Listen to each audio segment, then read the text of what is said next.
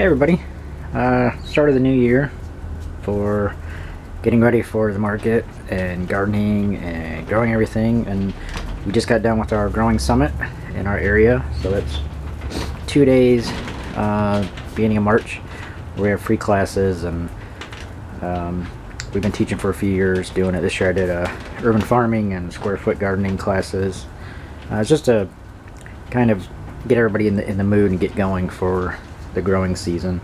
And afterwards I tend to start doing videos, and then I don't do videos for a while because I'm so busy with market. But I thought I'd get out here. I had a lot of people asking me about my greenhouse, so I thought I'd come out and show how I've got it set up, what I'm growing right now, and just everybody can see it. So this is a Paulram, same company that makes Ryan greenhouses. It is a 8x20 foot polycarbonate and aluminum. So we got this last season. Before that I had a 10x20 Shelter Logic, which is made with a polyethylene fabric, and it's a decent greenhouse. I talked about it for quite a while at different events that we've gone to, but it only lasts you about 2.5 seasons before it rips and falls apart. So if you're going to invest the money, I would suggest going with a polycarb. To start with, I paid $350 for the Shelter Logic. I paid $2,000 for this, but this is actually a kit that is a 8x8 is what you start with, and then you get extensions to keep it going up to 20 feet. So it was an 8x8 and then 3 4-foot extensions, which made it 8x20. So you can start relatively cheaply and then work up from there if you want to build it out. I mean, I could keep expanding this, which we've actually talked about doing, depending on how busy market is this year and what we're doing, that I may expand this all the way back to our garage back there. So I could potentially do another 20 feet back or 24 feet back if I wanted to. So we'll see how that goes, but right now I really like this. It holds the temperature a lot better than the polyethylene one, so much so that in the back I'm probably going to replace a couple of these square panels. You can get louvered windows for these small square sections. You can just take one. I'm sorry, up here. This is a full panel here. These ones up here, you can take out these little square sections and put in louvered windows, and then that way I could have the front doors open and put in a fan and have the fan blowing. So I've got some air circulating through here, because in last it was August or September, I can't remember exactly when we got this, when I got it set up. It was 124 in here, I think, at the hottest, and that was a bit much, and no way for the heat to escape. I mean, there's 4 vents, 4 windows. They've got kind of on an offset pattern. That one I actually took off because this is what I use in the winter. Sorry, I'm drinking some coffee right now. It's 67 in here right now. It was 75, but it's been snowing off and on today. It was sunny a few minutes ago, now it's snowing again. So this is my barrel stove. Literally one of those 55-gallon drums, which I got on Craigslist for $8. And then I bought the kit, that was $50, and that comes with your flue here. There is cast iron legs on the bottom. There's a door here. So you have to cut this out.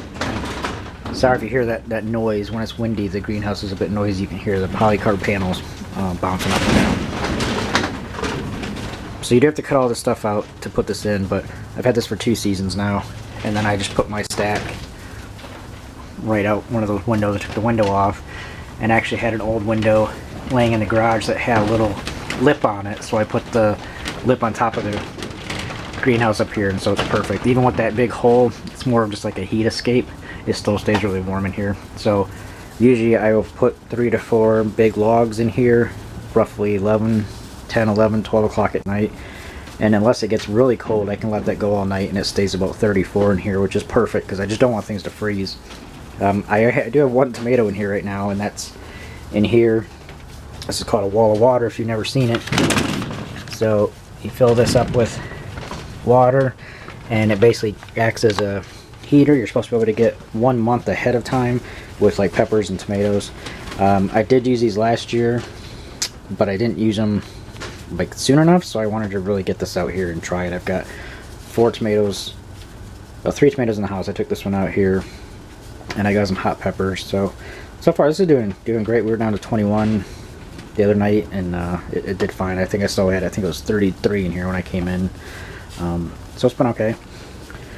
These are all empty right now. These are what I'm getting ready to do today, are these trays. So I just watered those so I can get them pressed down, ready for me to seed. So this is just some plastic containers that I filled with dirt that I'm using as where to put. I put 2x4s, and then I've got those trays there. I got some radishes in this little tote here that was for a class that I ended up not taking, but I'm still just gonna let them grow. And up here I've got lettuce that I saved from our lettuce, onions that are from onions I grew last year. Same with these two. So kind of staggered them. This is my potting table, but it's just really becomes a mess table. So like my coffee's here. I've got tools for my Sharpies and my markers, and here my plant markers. I've usually got a thing of seeds sitting here. I just went to Tractor Supply Company earlier and picked up some potatoes. I usually have my iPad up here when I'm playing music. It just becomes a catch-all, and I try to keep it organized, but half the time it doesn't work. I'm trying my buddy Derek's does worm castings, and I got some from him yesterday, so I've got a bucket which I'll show you under here. Just got that filled with worm castings. I need to bring out my bubbler, and I'll bubble that overnight, get it going, and then probably use it not tomorrow, but probably Wednesday. I've got turnips which haven't germinated yet. Some stuff hasn't germinated, and it's because usually at the beginning of the season I am trying to use up a bunch of old seed just to see if it will germinate. I've got stuff from 2014, I think, is the oldest I've got right now, so some of the stuff's just not going to germinate, so I'm doing trays and just trying to use it up. If it germinates, great. If it doesn't within a couple weeks, then I'll just put something else in there. But I want to try to use that seed first. So that was the brand new packets that I just never opened, and a majority of it does work. It's kind of hit or miss, really. So we've got some collards going, more lettuce, tatsoi, which is an Asian green, echinacea, a few of those have sprouted, more lettuce, spinach, which is taking a while to sprout. This is an old variety that I had. I have a new variety to try this year.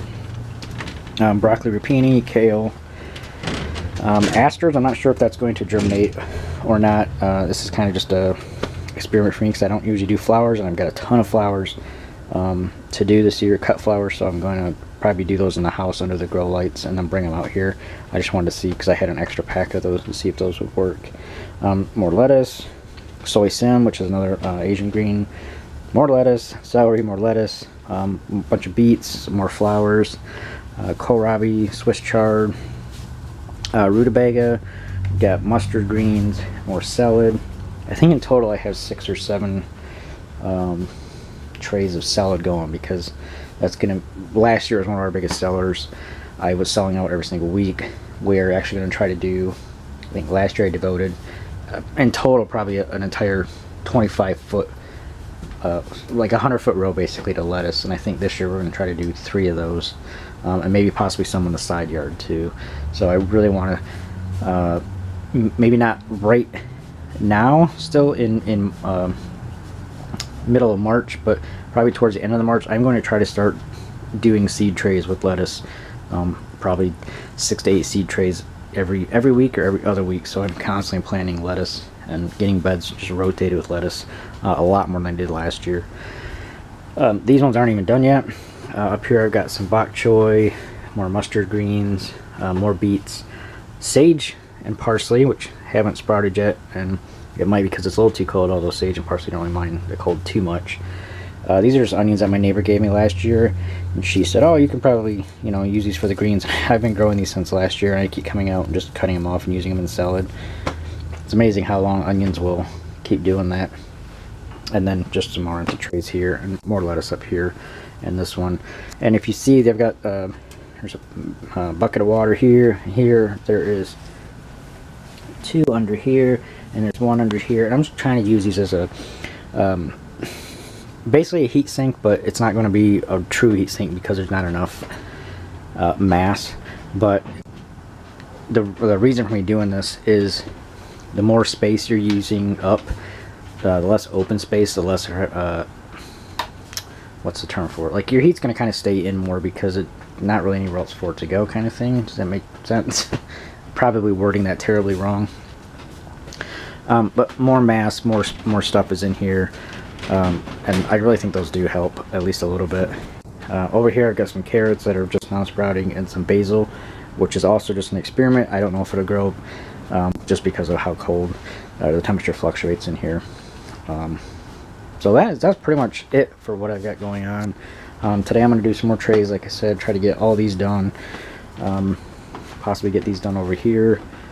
I am hoping in another week that I can start getting some of this lettuce out and getting at least a bed of lettuce done. That would be super helpful to kind of get that out of here. So I'd like to get a 30-inch bed done, and then get the lettuce out, and then I'll probably grab some Agribond and just Agribond over it. You know, put the regular row cover over it, just so the rabbit that we have here doesn't get to it. I'm assuming that's probably gonna have to do this year because I've got so many holes in my fence that I can see they're coming through. So always rabbits, it seems like, is my issue. Don't really have any problems with much else. So yeah, I think that's about it. I don't know if you can see, but it's snowing pretty good again. So yeah, right now my yard is a mess. I've got stuff all over the place. The compost barrel needs to be empty and dumped out. I mean, there's so much stuff to do. Never enough time to do it. So happy growing, everyone, and hopefully you'll see more videos of me. I am going to be putting up the 2 classes that I taught at the Growing Summit. I will do those like I normally do. Hopefully in a few days I'll get started on at least getting one of those done and online, and then the next one online, so everybody has a chance to see it that missed it. Alright, have a good day, everyone. We'll talk soon. Bye.